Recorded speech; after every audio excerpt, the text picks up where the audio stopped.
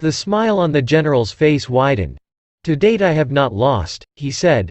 Then he added, hastily, "I don't wish you to think me a braggart, Mr. Rainsford. Many of them afford only the most elementary sort of problem. Occasionally I strike a Tartar. One almost did win. I eventually had to use the dogs." "The dogs? This way, please. I'll show you." The general steered Rainsford to a window. The lights from the window sent a flickering illumination that made grotesque patterns on the courtyard below, and Rainsford could see moving about there a dozen, or so huge black shapes. As they turned toward him, their eyes glittered greenly. "A rather good lot, I think," observed the general. "They are let out at 7 every night. If anyone should try to get into my house, or out of it something extremely regrettable would occur to him." He hummed a snatch of song from the Folies Bergère. "And now," said the general, "I want to show you my new collection of heads. Will you come with me to the library?" "I hope," said Rainsford, "that you will excuse me tonight, General Zaroff. I'm really not feeling well." "Ah, indeed?" the general inquired solicitously. "Well, I suppose that's only natural, after your long swim. You need a good, restful night's sleep. Tomorrow you'll feel like a new man, I'll wager. Then we'll hunt, eh? I've one rather promising prospect." Rainsford was hurrying from the room. "Sorry you can't go with me tonight," called the general. "I expect rather fair sport, a big, strong, black. He looks resourceful. Well, good night, Mr. Rainsford. I hope you have a good night's rest." The bed was good, and the pajamas of the softest silk, and he was tired in every fiber of his being, but nevertheless Rainsford could not quiet his brain with the opiate of sleep. He lay, eyes wide open. Once he thought he heard stealthy steps in the corridor outside his room. He sought to throw open the door, it would not open. He went to the window and looked out. His room was high up in one of the towers. The lights of the chateau were out now, and it was dark and silent. But there was a fragment of sallow moon, and by its wan light he could see, dimly, the courtyard. There, weaving in and out in the pattern of shadow, were black, noiseless forms. The hounds heard him at the window, and looked up, expectantly, with their green eyes. Rainsford went back to the bed, and lay down. By many methods he tried to put himself to sleep. He had achieved a doze when, just as morning began to come, he heard, far off in the jungle, the faint report of a pistol. General Zaroff did not appear until luncheon. He was dressed faultlessly in the tweeds of a country squire. He was solicitous about the state of Rainsford's health. "As for me," sighed the general, "I do not feel so well. I am worried, Mr. Rainsford. Last night I detected traces of my old complaint." To Rainsford's questioning glance the general said, "Ennui, boredom."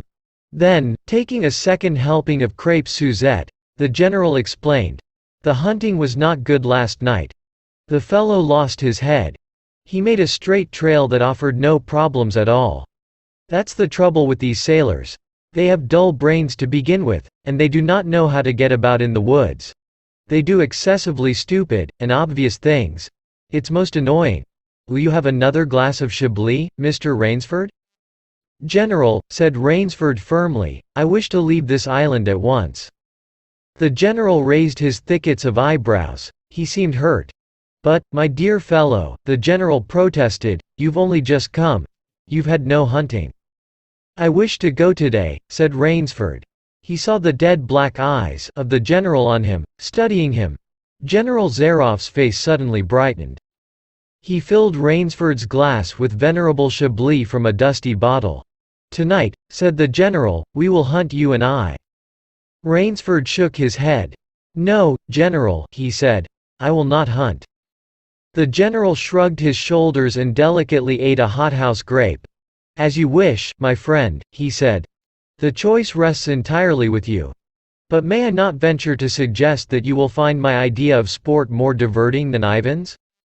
He nodded toward the corner to where the giant stood, scowling, his thick arms crossed on his hogshead of chest. "You don't mean," cried Rainsford. "My dear fellow," said the general, "have I not told you I always mean what I say about hunting? This is really an inspiration. I drink to a foeman worthy of my steel at last. The general raised his glass, but Rainsford sat staring at him.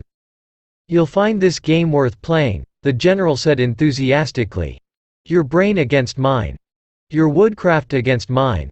Your strength and stamina against mine. Outdoor chess. And the stake is not without value, eh?" "And if I win," began Rainsford huskily, "I'll cheerfully acknowledge myself defeat if I do not find you, by midnight of the third day," said General Zaroff. "My sloop will place you on the mainland near a town." The general read what Rainsford was thinking. "Oh, you can trust me," said the Cossack. "I will give you my word as a gentleman, and a sportsman. Of course you, in turn, must agree to say nothing of your visit here." "I'll agree to nothing of the kind," said Rainsford. "Oh," said the general, "in that case. But why discuss that now? 3 days hence we can discuss it over a bottle of Veuve Clicquot, unless—" The general sipped his wine. Then a businesslike air animated him. "Ivan," he said to Rainsford, "will supply you with hunting clothes, food, a knife. I suggest you wear moccasins, they leave a poorer trail. I suggest, too, that you avoid the big swamp in the southeast corner of the island. We call it Death Swamp. There's quicksand there. One foolish fellow tried it. The deplorable part of it was that Lazarus followed him. You can imagine my feelings, Mr. Rainsford. I loved Lazarus. He was the finest hound in my pack. Well, I must beg you to excuse me now. I always take a siesta after lunch. You'll hardly have time for a nap, I fear. You'll want a start, no doubt. I shall not follow till dusk. Hunting at night is so much more exciting than by day, don't you think?"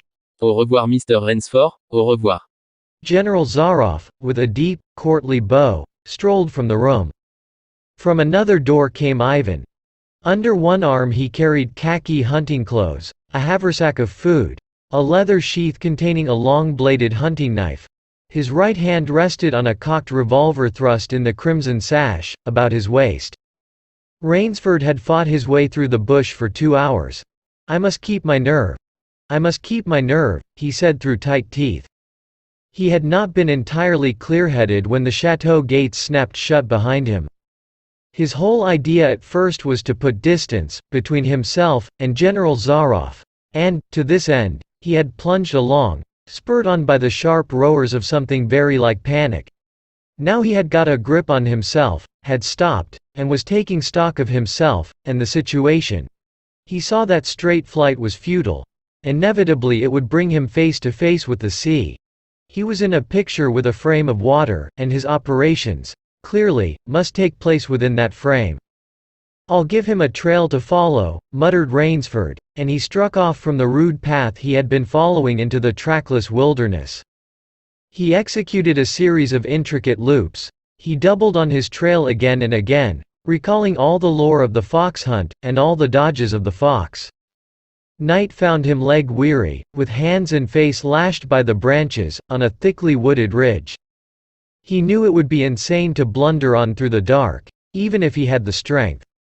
His need for rest was imperative, and he thought, "I have played the fox, now I must play the cat of the fable." A big tree with a thick trunk and outspread branches was nearby, and, taking care to leave not the slightest mark, he climbed up into the crotch, and, stretching out on one of the broad limbs, after a fashion, rested. Rest brought him new confidence and almost a feeling of security. Even so zealous a hunter as General Zaroff could not trace him there, he told himself. Only the devil himself could follow that complicated trail through the jungle after dark. But perhaps the general was a devil. An apprehensive night crawled slowly by like a wounded snake, and sleep did not visit Rainsford, although the silence of a dead world was on the jungle. Toward morning, when a dingy gray was varnishing the sky, the cry of some startled bird focused Rainsford's attention in that direction. Something was coming through the bush, coming slowly, carefully, coming by the same winding way Rainsford had come. He flattened himself down on the limb and, through a screen of leaves almost as thick as tapestry, he watched. That which was approaching was a man. It was General Zaroff. He made his way along with his eyes fixed in utmost concentration on the ground before him. He paused, almost beneath a tree, dropped to his knees and studied the ground.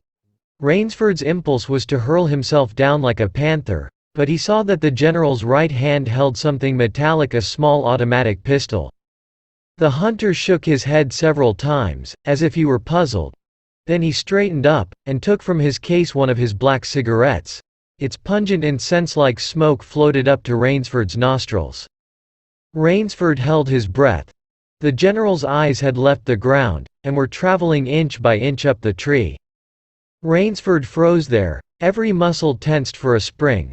But the sharp eyes of the hunter stopped before they reached the limb where Rainsford lay. A smile spread over his brown face. Very deliberately he blew a smoke ring into the air. Then he turned his back on the tree, and walked carelessly away, back along the trail he had come. The swish of the underbrush against his hunting boots grew fainter and fainter. The pent-up air burst hotly from Rainsford's lungs. His first thought made him feel sick and numb. The general could follow a trail through the woods at night. He could follow an extremely difficult trail. He must have uncanny powers. Only by the merest chance had the Cossack failed to see his quarry. Rainsford's second thought was even more terrible. It sent a shudder of cold horror through his whole being. Why had the general smiled? Why had he turned back?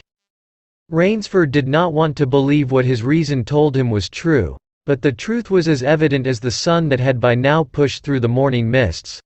The general was playing with him. The general was saving him for another day's sport. The Cossack was the cat. He was the mouse. Then it was that Rainsford knew the full meaning of terror. "I will not lose my nerve. I will not." He slid down from the tree, and struck off again into the woods. His face was set and he forced the machinery of his mind to function. 300 yards from his hiding place he stopped where a huge dead tree leaned precariously on a smaller, living one. Throwing off his sack of food, Rainsford took his knife from its sheath, and began to work with all his energy. The job was finished at last, and he threw himself down behind a fallen log 100 feet away. He did not have to wait long. The cat was coming again to play with the mouse. Following the trail with the sureness of a bloodhound came General Zaroff. Nothing escaped those searching black eyes, no crushed blade of grass, no bent twig, no mark, no matter how faint, in the moss. So intent was the Cossack on his stalking that he was upon the thing Rainsford had made before he saw it. His foot touched the protruding bough that was the trigger. Even as he touched it, the general sensed his danger, and leapt back with the agility of an ape. But he was not quite quick enough. The dead tree, delicately adjusted to rest on the cut living one, crashed down, and struck the general a glancing blow on the shoulder as it fell. But for his alertness, he must have been smashed beneath it. He staggered, but he did not fall. Nor did he drop his revolver. He stood there, rubbing his injured shoulder, and Rainsford, with fear again gripping his heart, heard the general's mocking laugh ring through the jungle. "Rainsford," called the general, "if you are within sound of my voice, as I suppose you are, let me congratulate you. Not many men know how to make a Malay mancatcher. Luckily for me I, too, have hunted in Malacca. You are proving interesting, Mr. Rainsford. I am going now to have my wound dressed. It's only a slight one. But I shall be back. I shall be back." When the general, nursing his bruised shoulder, had gone, Rainsford took up his flight again. It was flight now, a desperate, hopeless flight, that carried him on for some hours. Dusk came, then darkness, and still he pressed on. The ground grew softer under his moccasins. The vegetation grew ranker, denser, insects bit him savagely. Then, as he stepped forward, his foot sank into the ooze. He tried to wrench it back, but the muck sucked viciously at his foot as if it were a giant leech. With a violent effort, he tore his feet loose. He knew where he was now. Death Swamp and its quicksand.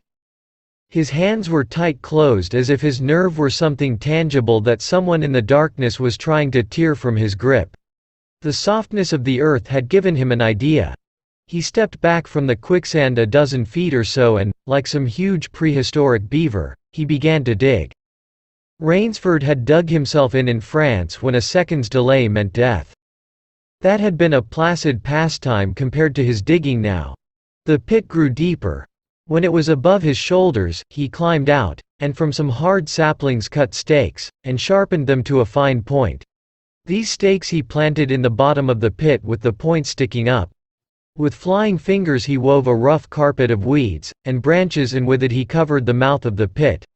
Then, wet with sweat and aching with tiredness, he crouched behind the stump of a lightning-charred tree. He knew his pursuer was coming.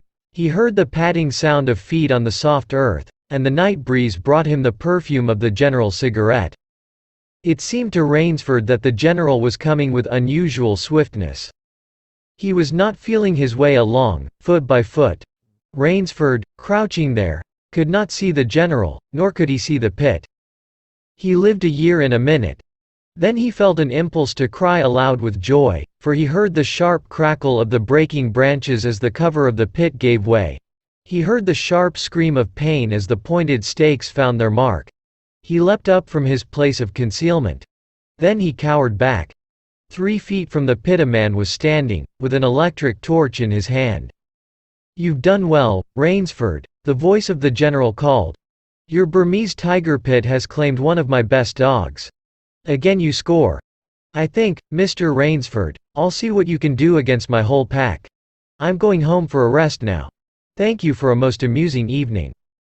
At daybreak Rainsford, lying near the swamp, was awakened by a sound that made him know that he had new things to learn about fear. It was a distant sound, faint and wavering, but he knew it. It was the baying of a pack of hounds. Rainsford knew he could do one of 2 things. He could stay where he was and wait. That was suicide. He could flee. That was postponing the inevitable. For a moment he stood there, thinking. An idea that held a wild chance came to him, and, tightening his belt, he headed away from the swamp. The baying of the hounds drew nearer, then still nearer, nearer, ever nearer. On a ridge Rainsford climbed a tree. Down a watercourse, not a quarter of a mile away, he could see the bush moving. Straining his eyes, he saw the lean figure of General Zaroff. Just ahead of him Rainsford made out another figure whose wide shoulders surged through the tall jungle weeds. It was the giant Ivan, and he seemed pulled forward by some unseen force. Rainsford knew that Ivan must be holding the pack in leash. They would be on him any minute now. His mind worked frantically. He thought of a native trick he had learned in Uganda. He slid down the tree. He caught hold of a springy young sapling, and to it he fastened his hunting knife, with the blade pointing down the trail. With a bit of wild grapevine he tied back the sapling. Then he ran for his life. The hounds raised their voices as they hit the fresh scent. Rainsford knew now how an animal at bay feels. He had to stop to get his breath. The baying of the hounds stopped abruptly, and Rainsford's heart stopped too. They must have reached the knife. He shinned excitedly up a tree, and looked back. His pursuers had stopped. But the hope that was in Rainsford's brain when he climbed died, for he saw in the shallow valley that General Zaroff was still on his feet. But Ivan was not. The knife, driven by the recoil of the springing tree, had not wholly failed. Rainsford had hardly tumbled to the ground when the pack took up the cry again. "Nerve, nerve, nerve," he panted, as he dashed along. A blue gap showed between the trees dead ahead. Ever nearer drew the hounds. Rainsford forced himself on toward that gap. He reached it. It was the shore of the sea. Across a cove he could see the gloomy gray stone of the chateau. 20 feet below him the sea rumbled, and hissed. Rainsford hesitated. He heard the hounds. Then he leapt far out into the sea. When the general and his pack reached the place by the sea, the Cossack stopped. For some minutes he stood regarding the blue-green expanse of water. He shrugged his shoulders. Then he sat down, took a drink of brandy from a silver flask, lit a cigarette, and hummed a bit from Madame Butterfly. General Zaroff had an exceedingly good dinner in his great paneled dining hall that evening. With it he had a bottle of Pol Roger and half a bottle of Chambertin. 2 slight annoyances kept him from perfect enjoyment.